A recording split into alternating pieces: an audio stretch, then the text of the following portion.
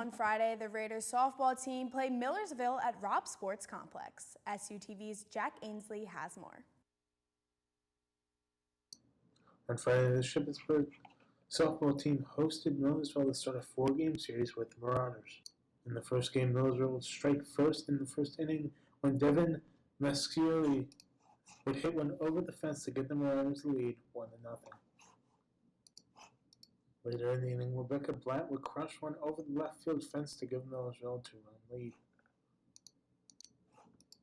Millersville would end up scoring 5 runs in the first inning. The Raiders would respond in the fourth when Ritter would get a base hit to center field and be able to get the third, which would allow Corey to score, and the deficit would be cut to 5-1. The Raiders would not be able to score and go and lose game 1, 6-1. In the second game, the Raiders would start the scoring in the bottom of the first when Radzovic would get a base hit down the third base line, which allows Myers to score and give the Raiders an early 1-0. In the bottom of the third, Marshall would crush one over the left field fence for a 3-run home run and extend the Raiders' lead to 6-0. Millersville would strike back in the top of the third when Turner would homer to right center field and cut down the lead to 7-2. The Raiders would go on to score 4 more runs and win the second game of the doubleheader 11-2 in 5 innings. For SUTV Sports, I'm Jack Ainsley. Softball is back in action on Thursday for a doubleheader at Kutztown. On Saturday, the Shippensburg softball team traveled to Millersville for a doubleheader against the Marauders. In the first game, the Raiders would allow 2 early runs as Willenbro would hit a home run to right center field. The deficit would increase to 5 runs in the fifth when Turner would homer to left to increase the lead to 5-0. The Raiders would try and come back in the 7th inning with 3 runs, but it would not be enough as the Raiders would drop game 1, 6-3. In the second game, the Raiders offense would click early in the first inning when Hannah Marsteller would get an inside the park home run, which would also allow Myers to score and give the Raiders an early 2-0 lead. In the 6th, Rad Savage would double off a throwing error and DeFeo and Myers would score, and the lead would increase 4-0. In the bottom of the 6th, Blatt would hit a home run to center field to cut down the deficit 4-1. The Raiders would go on to win the second game 7-4, and they would split the doubleheader and increase their record to 500. SUTV has a first look at a tentative schedule for football this fall. SUTV's Jacob Pitts has the latest. Hands it off to Durkin, dives.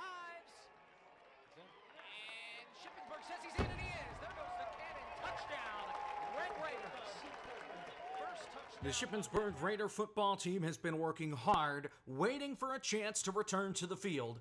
It seems like now they may have a date for opening day. According to the schedule on the Ship Raiders website, opening day for the Raiders comes on September 4th at Seth Grove Stadium against an opponent to be determined. Raiders then travel to Edinburgh and Clarion the following 2 weeks before returning home to square off against Bloomsburg. Raiders go back and forth from Seth Grove Stadium and hitting the road, visiting Shepherd before hosting rival Westchester. October 23rd is homecoming as the Raiders face the Marauders in what's always a fun game. Raiders wrap up the season at East Stroudsburg before hosting Lock Haven and Mercyhurst in mid-November. This schedule is subject to change, but it's certainly going to feel good getting to hear the cannons go off once again from Seth Grove. For SUTV Sports, I'm Jacob Hitz. SUTV will have live coverage of each game from Seth Grove Stadium this fall. The track teams split for 2 meets this weekend as Ship competed at Millersville and Lehigh. The men's team won the meet at Millersville with the most impressive performance coming from the Raiders, claiming the top 6 spots in shot put.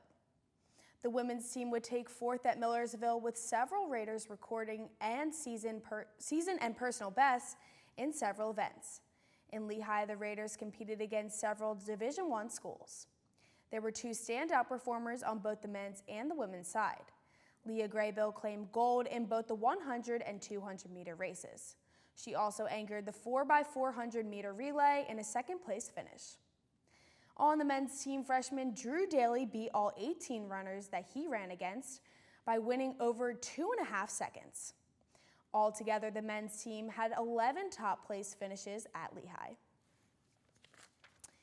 The Raiders' success at Lehigh did not go unnoticed, as Leah Graybill and Drew Daly were both named PSAC Outdoor Track and Field Athletes of the Week.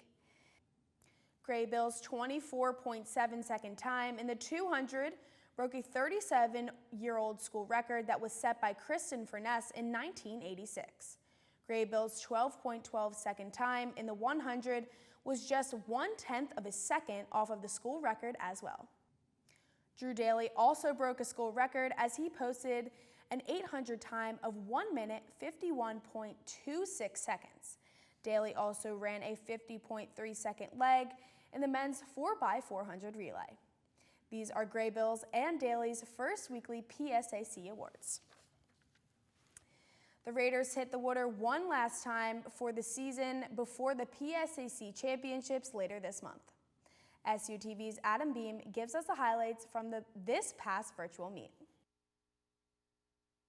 The men and women's swim teams concluded their virtual season this past weekend, and the Raiders delivered a solid conclusion to another successful season. Beginning with the female Raiders performances, freshman Marissa Bittner improved her 1,000-yard freestyle time by 27 seconds, ending with 11 minutes and 20 seconds.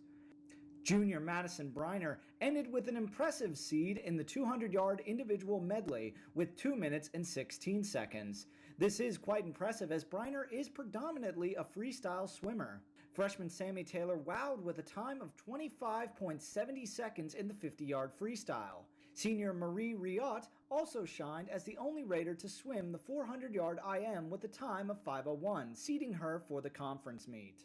Freshman Michaela Hurst led 3 Raiders who broke the 5:20 mark in the 500-yard freestyle. Hurst swam 5 minutes and 18 seconds, Alyssa Toom swam 5 minutes and 19 seconds, and Madison Briner swam 5 minutes and 19 seconds as well. Junior Tomomi Nakano improved her seed time in the 200-yard backstroke by 3 seconds, finishing her swim in 2 minutes and 10 seconds. Head coach Tim Verge had this to say about the women's team's performance over the course of the season. Quote, "We've had some really terrific swims in all our virtual meets. It will be important to stay focused on the success they've had with training and not overthink too much." Moving over to the men's team, freshman Michael Salvatore and junior Andrew Hale dominated the 400-yard individual medleys on Friday, with Salvatore unofficially breaking the pool record in the 400 IM by more than 6 seconds, with a remarkable time of 4 minutes and 5 seconds. Hale completed his swim in 4 minutes and 11 seconds. Hale's swim is impressive as it marks his first meet outing in the event since swimming a 4:25 at Bucknell in February of 2019. Freshman JC Greenwood swam the 1,000-yard freestyle in 9 minutes and 48 seconds, which marks a 36-second improvement to his seed time that was established at the first virtual meet at the start of the season. Junior Vin Salvatore held the fastest time in the 100-yard butterfly, touching the wall with 53.80 seconds. It was his first outing in the event in the virtual series, also making him the second Raider to break the 54-second mark in the event. Sophomore David Bazard was the only Raider to swim the 100-yard backstroke, finishing with a time of 55.56 seconds. Concluding Saturday's meet were juniors Matt Bachansky and Trevor Woolwine in the 200-yard breaststroke. Bachansky swam a solid 2 minutes and 9 seconds, while Woolwine completed the event for the first time in the virtual meet circuit and touched the wall in 2 minutes and 20 seconds. Tim Verge had this to say about the men's performance overall, quote, "We don't have a lot of men going. We're not at the 18-person maximum, but I think the talent level we have is pretty solid. I'm excited where some of our times rank right now, but there's still a lot to happen before the conference meet and at the conference meet," end quote.